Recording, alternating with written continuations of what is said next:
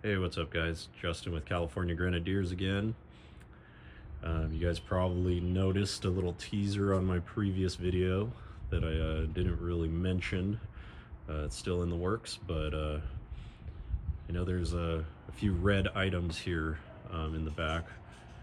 But one of them, which is new here, is these Koni shocks, which I'm pretty excited to start working on here. I just got the rears yesterday. I'm still waiting for the fronts to arrive.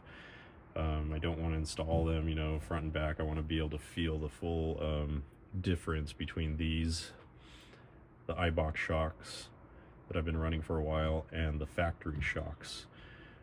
But first impressions, these things are beefy. Like, these things are heavy duty. I mean, these are heavy. Really thick dust shield here, thick eyes, thick grommets and everything, and bushings, and just everything is like beefy on this thing. And the legacy of Koni, it's European. It's known in the rally car environment, in the Dakar kind of environment, track environment. But these are like the old school classic Konis. What's cool about them too is that they're adjustable. So I believe it's the Rebound that's adjustable. And what you do is inside this dust cover, I don't know if you can see this, but there's this little pinhole. I think there's a pinhole on both sides, yeah. So you just get like a pick or something. There's a bushing inside of there, or like a bump stop. It's like a bump stop to prevent it from bottoming. You push that down, you extend the shock, push it down, slide it out, and then you compress the shock all the way.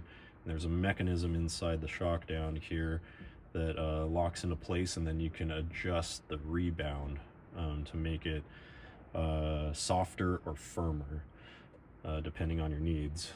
I think the way they send it from the factory is kind of like a preset to what they find to be the optimal setting for these vehicles.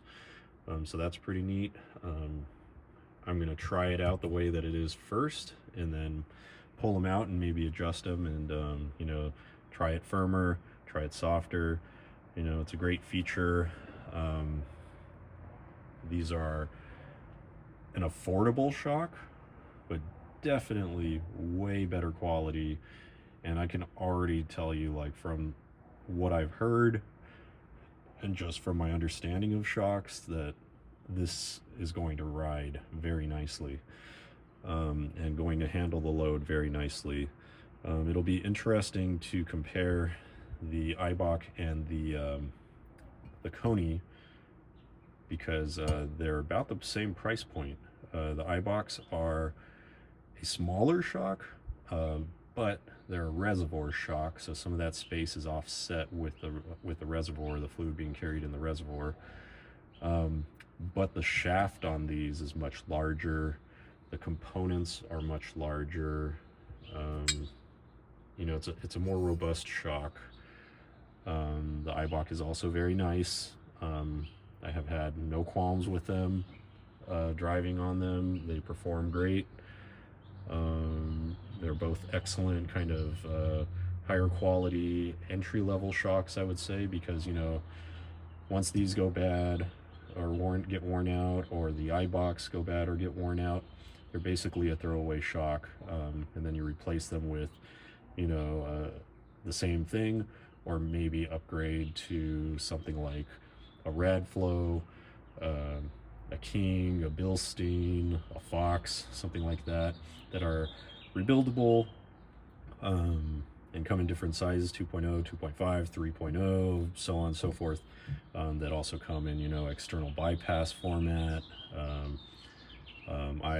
IFPs, internal bypass, all kinds of things, compression and rebound adjusters.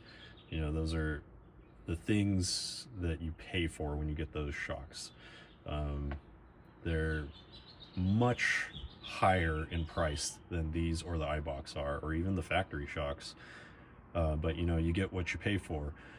But depending on what you're doing with this rig, you may not need those kinds of things. You know, this company, Koni, you know, is especially known for just being super durable, super reliable. You just can beat on them and nothing's gonna break them, and they're gonna get you to where you're going and get you back out without issue. You know, that's really what they're known for, especially throughout Europe. And that legacy, you know, that European legacy goes really good with the car, with the Grenadier. You know, so it's pretty awesome, and it's a very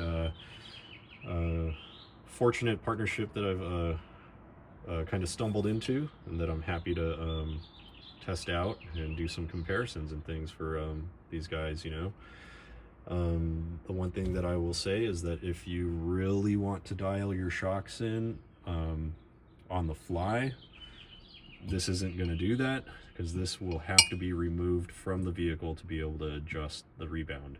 That's where the Fox and the Bilstein, Radflow, King, all of that, you know, they have the external adjustable compressors, compression and rebound adjusters. That's very convenient, though, like I said, again, probably not that necessary on this car. Those kinds of features are more necessary on desert trucks, race cars, things like that. Useful on rock crawlers to an extent. You know, when you get to the trail, you've got coilovers or something, and a lot of travel, and you want the suspension to be nice and soft and flexible. You know, you make it soft, and then when you're getting ready to go home and you want a more stable, more planted feeling ride, then you tighten those shocks back up and you're good to go. So that's a very cool feature about the adjustable shocks with the external adjusters. But again, probably not as necessary on this type of vehicle.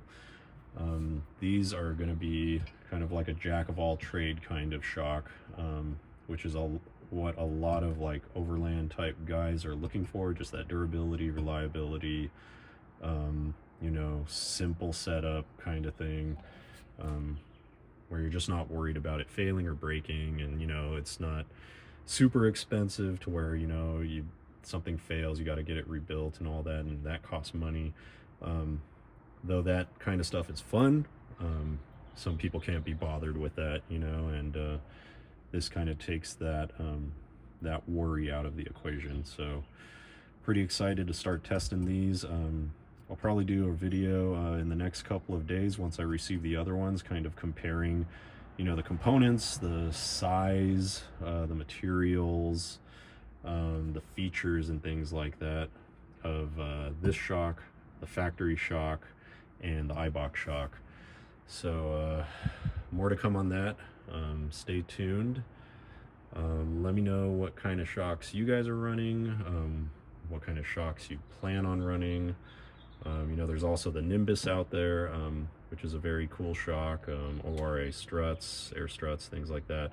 There's lots of different things out there that will work on these cars. It's just really going to depend on what you need and what you're looking for. So let me know what you guys are looking for and what you guys are working on and what you're putting in these vehicles in the comments section below. And, you know, let's have a discussion, let's share ideas, and continue to learn from each other, and help each other and the community grow. So let me know what you guys think. Thanks for watching. Thanks, Koni. We'll check it out and let you know how it goes. Thanks for watching.